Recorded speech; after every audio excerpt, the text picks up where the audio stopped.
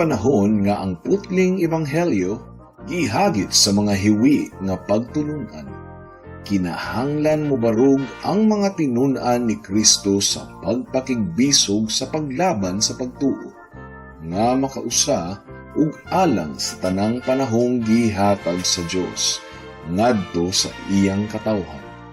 Maoy hinungdan nga namugna kining tulumanon ang putling ebanghelyo. 30 minutos nga pagsabwag sa tinuod nga ebanghelyo. Kauban ni Pastor Jeremias hangad ang putling ebanghelyo. Tulumanon nga gihatod kaninyo sa Herald of Grace Radio Ministries Philippines. Ang putling ebanghelyo. Putling ebanghelyo. Putling ebanghelyo.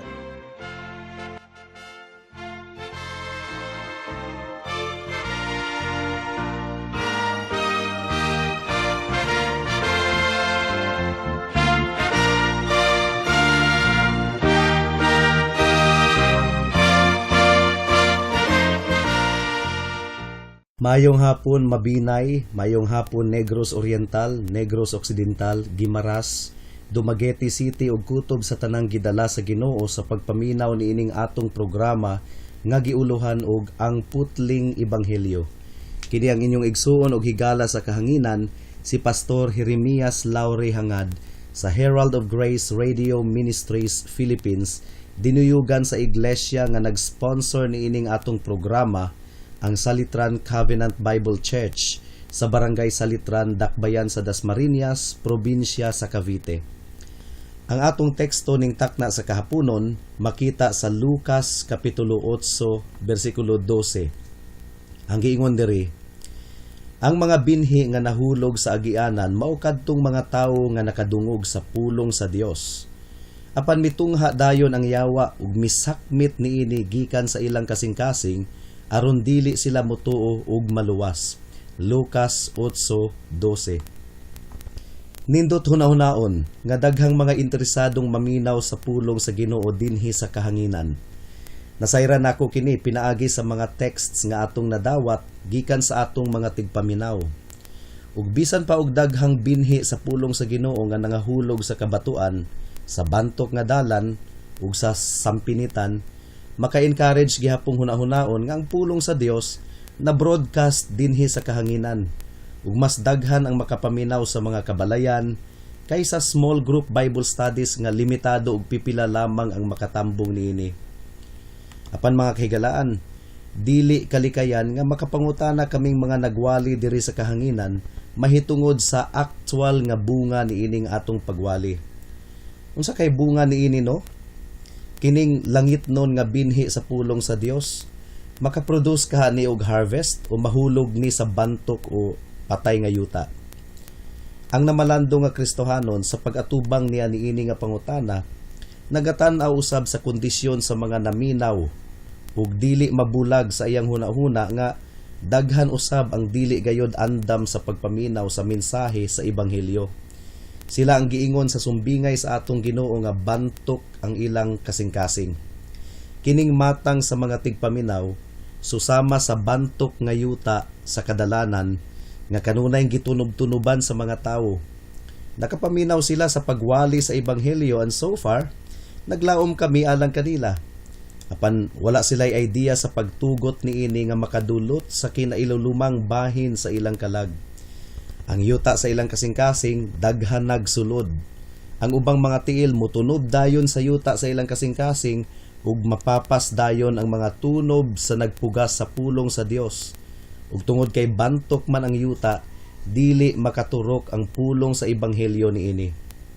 Ug dili lang kana mga kahigalaan, dili pud nato makalimtan nga aduna pay laing babag sa pagturok sa pulong sa Dios sa kasing-kasing sa mga naminaw.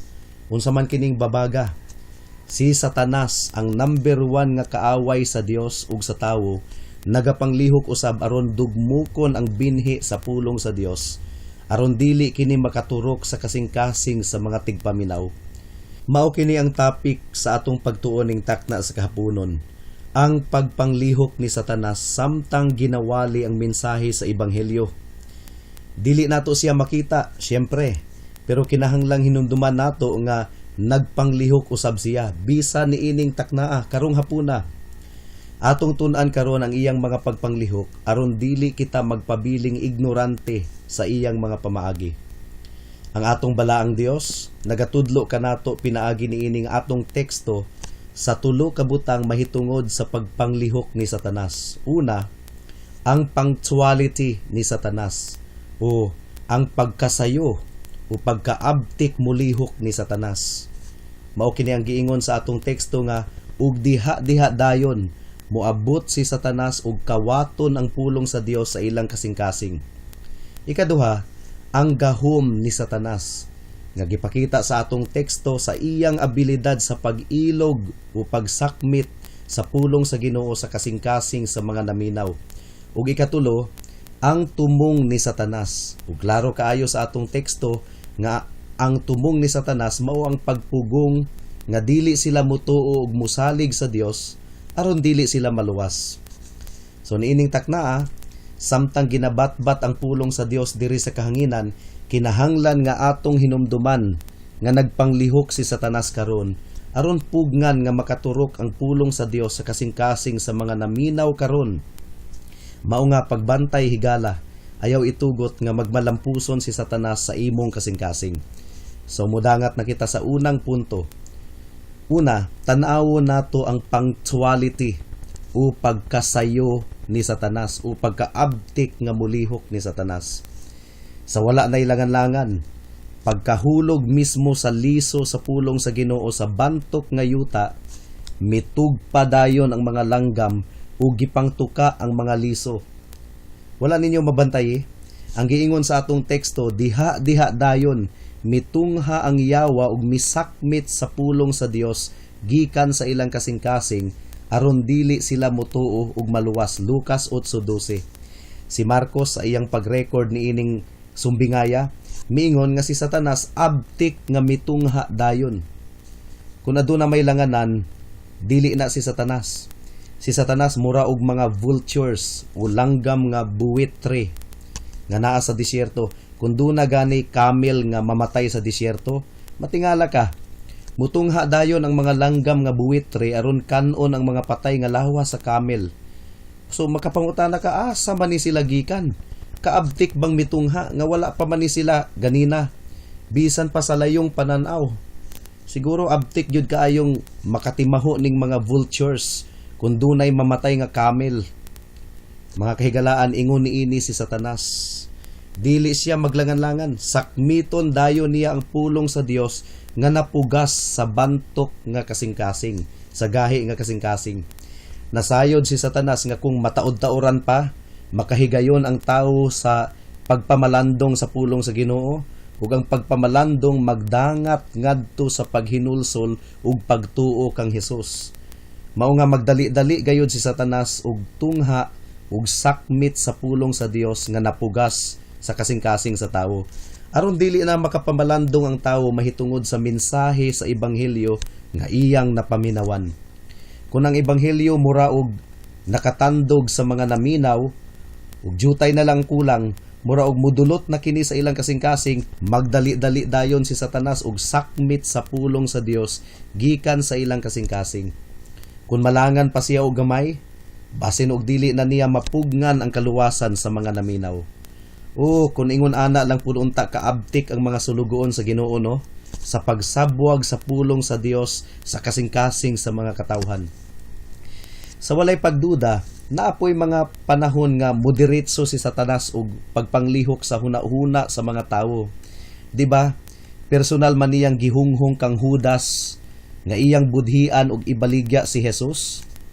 Ug daghan pa kaayong mga hunghong si Satanas sa huna-huna sa mga tawo, sama sa mga anay nga kanunay nagkutkot sa haligi sa mga balay, ang yawa pod kanunay naghilo sa huna-huna sa mga tawo.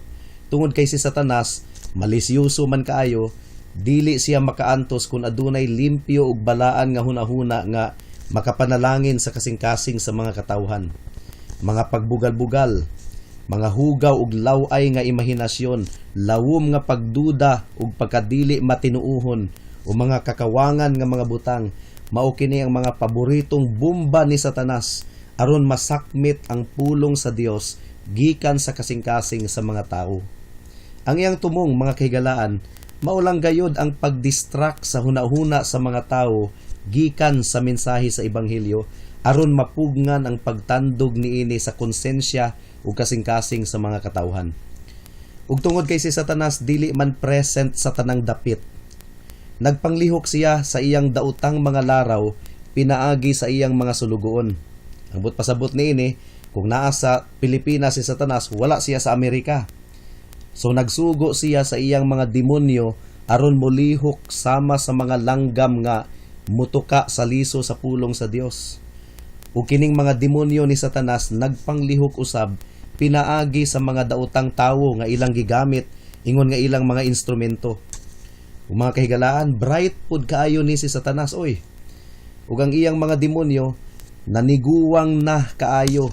Kini si Satanas ug ang iyang mga demonyo naniguwang na kaayo ni sila sa pagpanintal sa mga tawo sa pagpakasala batok sa Dios. Ilabi na si Satanas, tiguwang na gyud ni kaayo si Satanas. Sukad pa sa Garden of Eden hangtod karon, expert na kaayo ni si Satanas. Kining halas, kining maong bitin, expert na kaayo sa pagpanintal. Pwede niyang gamiton bisan pa ang ordinaryong mga butang sama sa pusporo, bunglay, sundang, TV, Facebook, YouTube, Twitter ug uban pa aron matintal ang mga tawo sa pagpakasala ug aron masakmit ang liso sa pulong sa Dios nga nasabwag sa ilang kasing-kasing. For example, maayo kayo muwali ang usa ka pastor, maayong mupasabot sa pulong sa Ginoo. Apan aduna siya ay mga manners sa nilihukan o tono sa inistoryahan o sa hitsura niya nga pwedeng gamito ni Satanas aron matabunan ang mensahe sa ebanghelyo ug adto na mag-focus ang mga tao sa unusual manners sa pastor. Example, maayong muwali ang pastor pero murag mudako o musulot ang iyang mga mata kung muistorya siya. So wala na. Didto na nag-focus ang mga tao sa mga mata sa pastor nga murag musiga kung muistorya siya or samtang nagwali siya.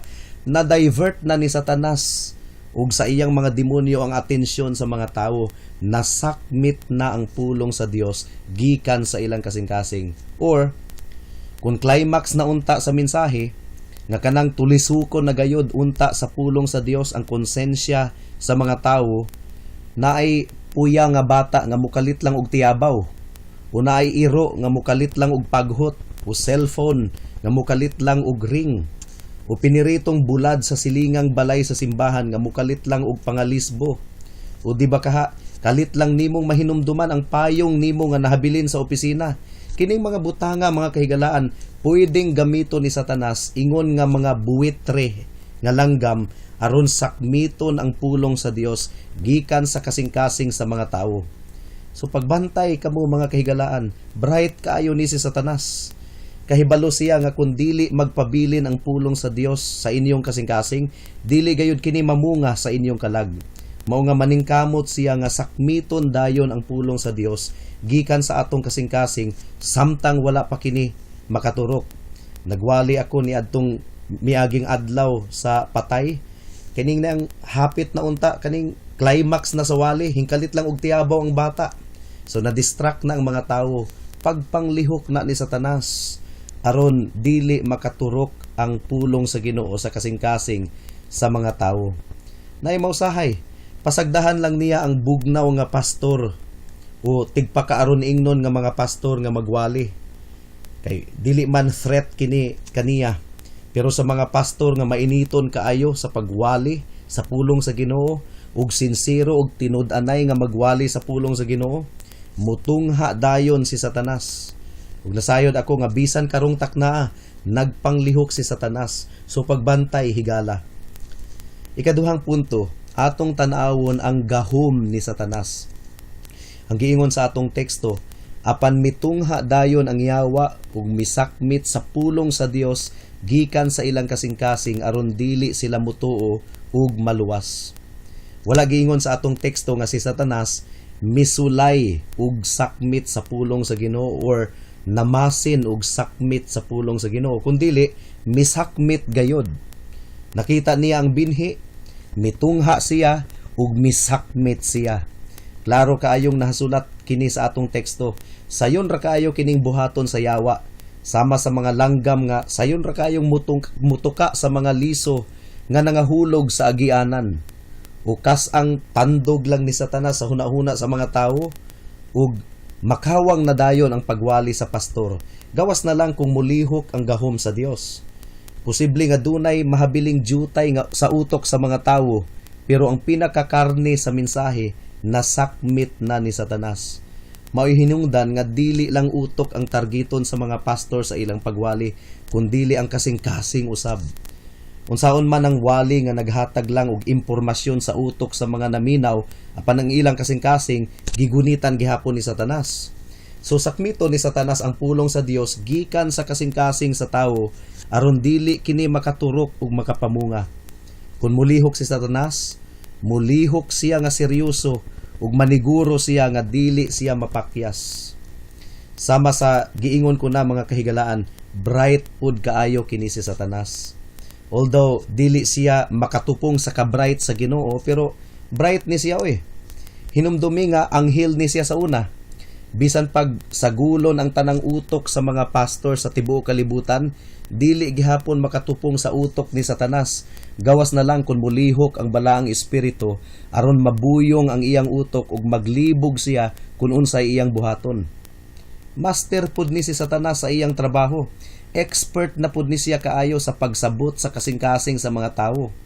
Bisan pag dili siya kabasa sa tanang sulod sa kasing-kasing sa tawo, tungod kay ang Dios lamang ang adunay gahom sa pagbasa sa tanang sulod sa kasing-kasing sa mga tao, pero maayo kaayong mosaiko ni si Satanas.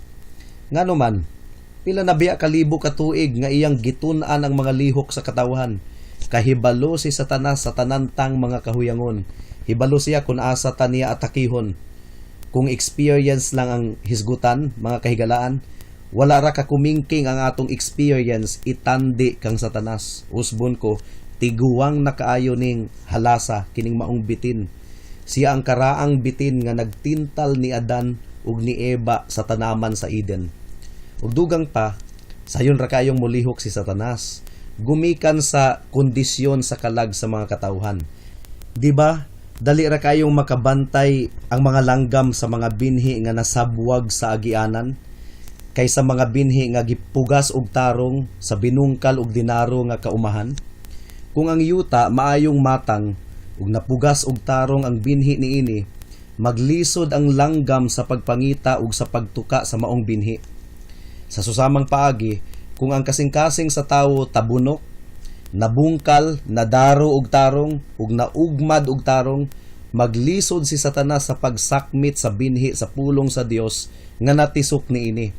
Apan kung bantok ang kasing-kasing sa tawo ug wala makadulot ang pulong sa Dios niini, sayon ra kaayong sakmito ni Satanas ang binhi sa pulong sa Dios nga nasabwag sa maong kasing-kasing.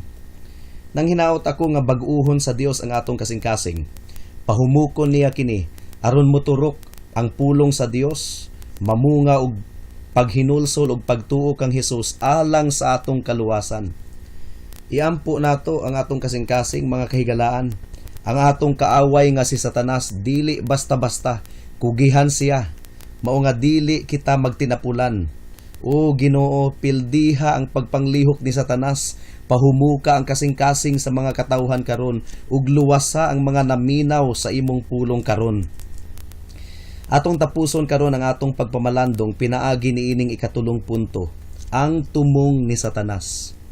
Karon sa dili pa nato kini palapdon, buot kong masabtan sa matag usa nga si Satanas usa ka insaktong theologian. Maayo kayo kini nga theologian, ang buot pasabot niining pulong nga theologian, mga kahigalaan.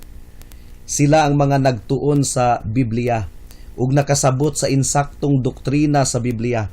Karon si Satanas dili nato pwedeng kaminusan siya sa iyang pagka-theologian tungod kay kahibalo gayud kaayo siya sa insaktong mga doktrina sa Biblia. Una, nakasabot siya nga ang kaluwasan pinaagi lamang sa pagtuo sa atong Ginoong Hesukristo. Ug mao'y hinungdan nga nahadlok gayud kaayo siya nga ang mga tawo mutuo kang Hesus ug maluwas. Nakasabot si Satanas nga ang pinakaunod sa ebanghelyo pwedeng masummarize sa pipila lamang kapulong. Kining pulong nga believe in Jesus and you shall be saved. Ug gidumtan kaayo ni Satanas ang ebanghelyo, mao nga kinahanglan natong higugmaon ang ebanghelyo. Gikahadlukan kaayo ni Satanas ang mga tawo nga mutuo ug musalig kang Hesus. Mao nga naningkamot siya nga tamnan og garbo ang kasing-kasing sa mga tawo aron sila musalig sa ilang kaugalingong pagkamaayo ug pagkabuutan imbis nga mutuo ug musalig lamang kang Hesus alang sa ilang kaluwasan. Sa aron dili sila mutuo ug maluwas, ginasakmit ni Satanas ang pulong sa Dios gikan sa ilang kasing-kasing. So klaro kaayo natong makita niini ang pagkautukan ni Satanas. Kay kung ang ebanghelyo magpadayon ug pundo sa kasing-kasing sa tawo, ang tendency niini mao nga matawo ang tinuod nga pagtuo ug pagsalig kang Hesus. Di ba? Ang liso nga magpabilin sa yuta, muturok man, mutubo ug mamunga.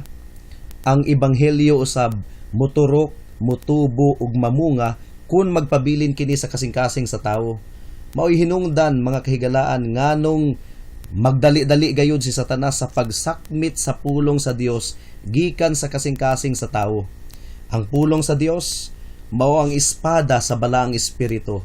Ug ang yawa dili ganahan nga magpundo kini sa kasing-kasing sa tawo kay nahadlok man siya nga samaran niini ang kasing-kasing sa tawo, unya maghinulsol sa iyang mga sala ug mudangop kang Hesus alang sa kaluwasan.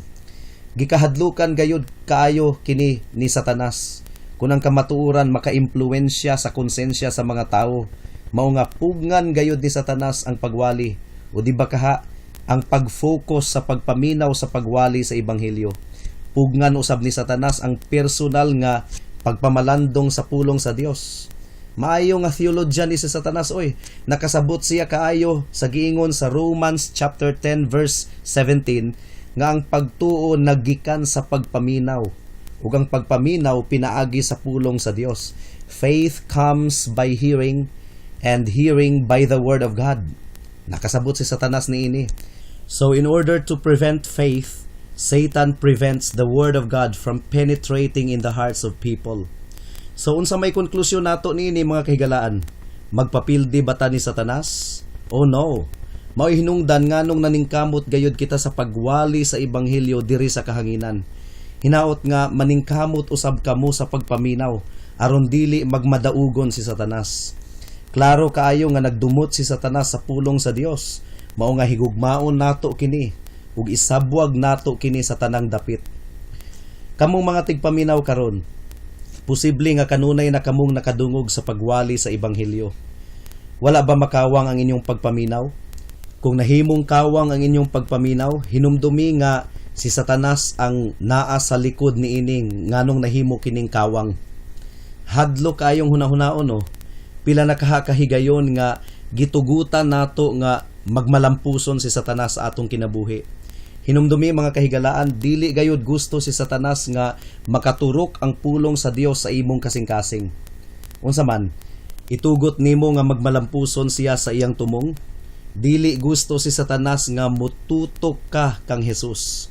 Mao nga iyang driban ang imong hunahuna ug kasing-kasing nga musalig sa ubang mga butang, sa mga santo ug sa mga eskapularyo imbis nga musalig lamang ikaw sa dugo ni Hesus nga giula didto sa krus aron mahugasan ang imong mga sala. Wala ka ba mahadlok higala? Imbis nga ang balaang espiritu ang magpuyo sa imong kasing-kasing, ang hari sa kangit-ngit naman hinuon ang naglingkod sa trono sa imong kasing-kasing. Wala ka ba makuyawan niini higala? Hinaot nga itugot sa Dios nga makabaton ka og kahadlok sa imong kasing-kasing. Kahadlok nga si Satanas di ay ang nagsakmit sa pulong sa Dios gikan sa imong kasing-kasing aron dili ikaw mutuo kang Hesus ug maluwas. Nagtinguha ba ikaw nga mabago? Hinaot nga ang balaang espiritu magpahumok sa imong kasing-kasing ug maghimo niining susama sa tabunok nga yuta aron ang ebanghelyo sa grasya sa kaluwasan pinaagi kang Hesukristo lamang muturok, mutubo ug mamunga sa imong kinabuhi. Hinaot nga iduso ka sa balaang espiritu aron maghinulsol sa imong mga sala ug musalig kang Hesukristo lamang alang sa imong kaluwasan. Buhata kini karon higala kay basin ug ugma ulahi na ang tanan. Hangtod din hilang kita taman sa atong pagtuon karong taknaa tungod kay wala na kitay oras pa. Ako kamong padayon nga giimbitar sa pagpaminaw ni ining atong programa sa matag Miyerkules alas 6 hangtod sa alas 6:30 sa hapon dinhi sa Power 102.1 RFM. Daghang salamat.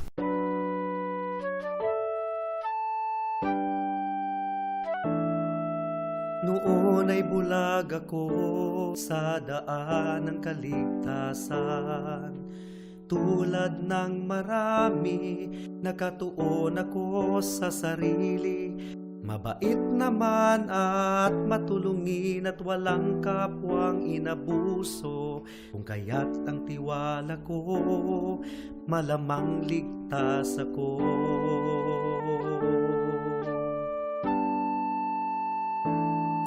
Ngunit ang isipan ko'y binuksan ng Panginoon. Bigat ng kasalanan ko'y pinakita niya sa akin. Dagdag pa ang aking puso, likas na sa Diyos ay umaayaw. Kung kaya't ako'y nabahala sa aking kaluluwa. Ano nga bang batayan ng katubusan at kaligtasan ng isang katulad kong makasalanan? Ngayon ay batid ko na ako'y walang magagawa upang ituwid ang aking kaluluwa. Sa harapan ng Diyos, ako'y tumawag kay Jesus at nagtiwala ng lubos sa Kanyang kapatawaran at awang puspos.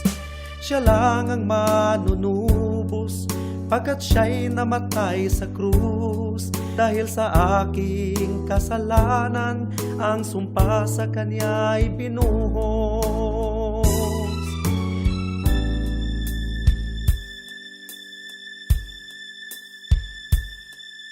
Ngayon ay tiyak ko na ang aking kaligtasan, aking nararanasan, tunay na kapayapaan. Ang puso ko'y binago niya, ang buhay ko'y inayos niya. Purihin si Jesus sa dakilang biyaya niya. Ang puso ko'y binago niya, ang buhay ko'y inayos niya. Purihin si Jesus sa dakilang biyaya niya. Alang sa dugang nga mga pangutana, mahimong mo text kang Pastor Jeremias hangad sa 0935 744 3030.